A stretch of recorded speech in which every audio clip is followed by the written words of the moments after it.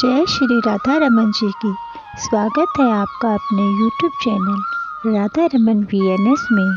कार्तिक मास महात्म्य में अध्याय 12 में आपने जाना कि असुर राज जलंधर और देवताओं के बीच में घोर युद्ध हुआ। इंद्र आदि देवता भगवान विष्णु की स्तुति कर उन्हें जलंधर से युद्ध करने हेतु निमंत्रण करके बुलाते हैं। आइए सुनते हैं अध्याय 13 में भगवान विष्णु तथा जलंधर के बीच घोर युद्ध के विषय में। कार्तिक मास महात्म्य में अध्याय 13 विष्णु भगवान तथा जलंधर के बीच घोर युद्ध शुरू हुआ। बाण वर्षा से आकाश मंडल ढक गया। तब विष्णु भगवान ने अपने बाणों से जलंधर की पताका, छत्र, धनुष तथा घोड़ों को काट दिया और जलंधर की छाती में एक बाण मारा। बाण से घायल जलंधर क्रोध होकर गदा को हाथ में लेकर उछला और गरुड़ के मस्तक पर प्रहार कर उसे पृथ्वी पर गिरा दिया। विष्णु भगवान ने मदहास करते हुए अपने तलवार से उनकी गदा काट दी। इस बीच में जलंधर ने विष्णु भगवान की छाती में एक दृढ़ घुसा मारा। इसके पश्चात महाबलशाली दोनों वीर अपने प्रहार से पृथ्वी को नानादित करते हुए बाहु युद्ध, मुष्टि प्रहार और जंघा युद्ध द्वारा मल्लयुद्ध करने लगे। इस प्रकार दोनों ने सुंदर मल्लयुद्ध किया। तब विष्णु भगवान ने कहा, हे दैत्यराज, तुम्हारे पराक्रम से मैं अतिशय प्रसन्न हूँ। तुम अभीष्ट वर मांगो, जो देने योग्य ना भी होगा सो मैं वो भी तुम्हें दूंगा। इस पर जलंधर ने कहा, हे भावुक, यदि आप मेरे ऊपर अत्यंत प्रसन्न है तो मुझे यह वरदान दीजिए कि आज मेरी बहन और अपने समस्त गणों के साथ आप मेरे घर में निवास कीजिए।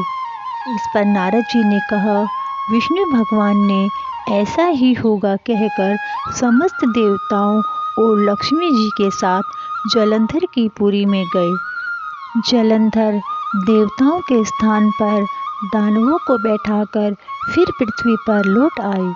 देवता, गंधर्व तथा सिद्धों के पास जो श्रेष्ठ रत्न थे उन सबको अपने वश में करके सागर पुत्र जलंधर आनंद पूर्वक निवास करने लगा। पाताल लोक में महापराक्रमशाली निशुंभ को बैठाकर शेष नाग आदि को भी पृथ्वी तल पर ले आया। देव, गंधर्व, सिद्ध, सर्प और राक्षस तथा मनुष्यों को अपनी प्रजा तथा अपने नगर की का नागरिक बनाकर त्रैलोक्य पर शासन करने लगा। जलंधर देवताओं को अपने अधीन कर धर्म से पुत्रों की तरह प्रजा का पालन करने में लगा। जलंधर के शासन काल में उसके राज्य का कोई भी प्राणी रोगी, दुखी, निर्बल तथा दीन नहीं दिखाई देता था। वह धर्म पूर्वक शासन करता था।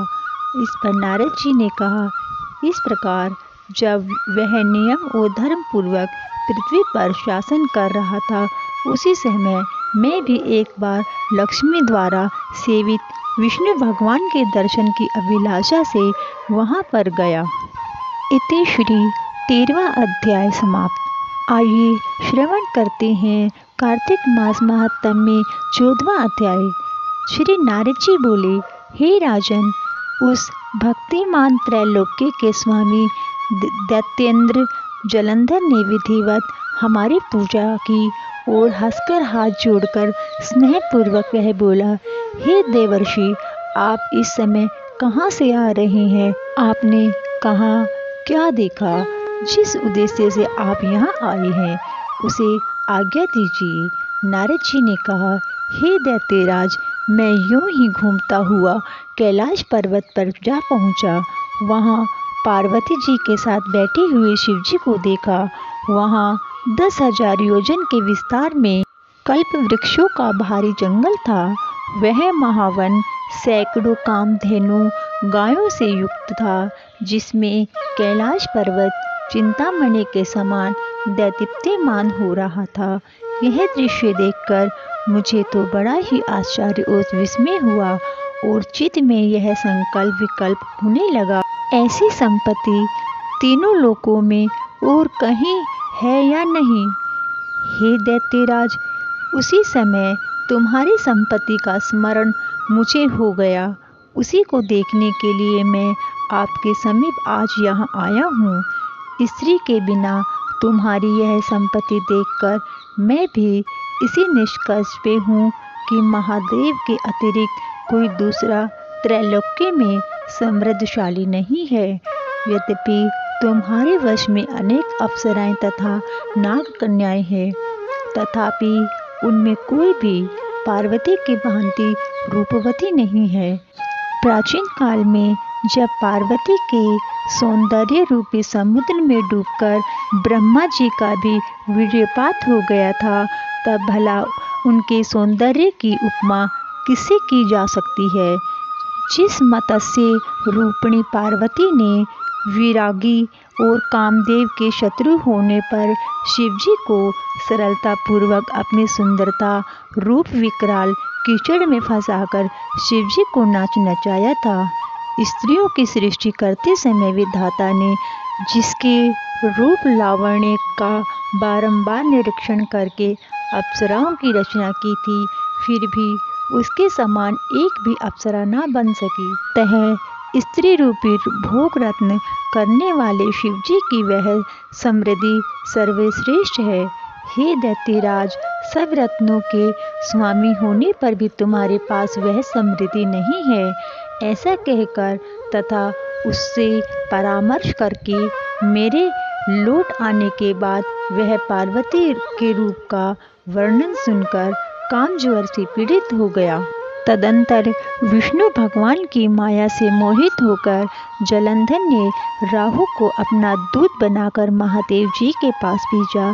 शुक्ल पक्ष के चंद्रमा की तरह शोभ्यमान कैलाश को राहु अपने शरीर की कालिमा से कृष्ण पक्ष की भांति काला करता हुआ कैलाश पर गया और द्वारपाल नंदीश्वर की आज्ञानुसार महादेव जी के पास जाकर उनकी भ्रकुटी के का संकेत पाकर राहु बोला, हे वृषध्वज, देवता और सर्पों के पूज्य तथा सकल रत्नों के स्वामी त्रैलोक्य के नाथ श्री महाराज जलंधर की आज्ञा सुनो।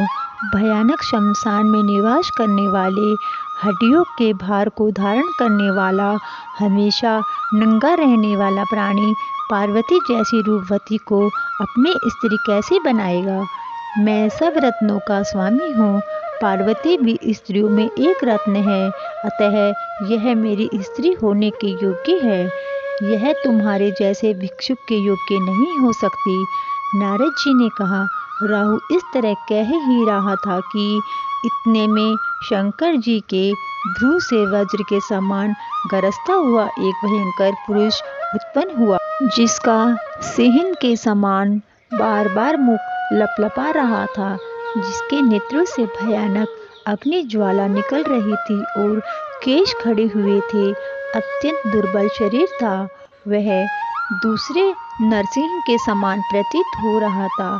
अपने को खा जाने के लिए उस पुरुष को अपनी ओर आता देखकर राहु बड़े वेग से भागा, परंतु उसने बाहर राहु को पकड़ ही लिया। वह पुरुष जब राहु को पकड़कर खाने के लिए उद्यत हुआ, तब उसे महादेव जी ने रोक दिया और कहा कि यह पराधीन दूत है, इसे ना मारो, छोड़ दो। ऐसी बातें सुनकर उसने राहु को आकाश में ही छोड़ दिया। राहु के छोड़ने के बाद वह पुरुष महादेव जी से प्रार्थना करने लगा। उक्त पुरुष ने कहा कि हे देवेश, हे प्रभु, मैं अतिशय भूखा प्यासा हूँ। मुझे भूख अत्यंत कष्ट दे रही है। आप आज्ञा दे, मैं क्या खाऊं? शिवजी ने कहा, शीघ्र ही अपने हाथ पैर का मांस खाओ। नारद जी ने कहा, शिवजी की आज्ञा पाकर वह अपने हाथ पैर का मांस इस प्रकार खा गया, उसका केवल सिर ही बच गया। उसका अवशेष सिर देखकर विस्मित और प्रसन्न हो उस भयंकर कार्य करने वाले से शिवजी ने कहा, शंकर ने कहा, तुम्हारा नाम आज से कीर्तिमुख होगा। मेरे द्वार पर सदा रहो। जो भक्त प्रथम तेरी पूजा नहीं करेंगे वह मेरे प्रिय नहीं होंगे। नारद जी ने कहा।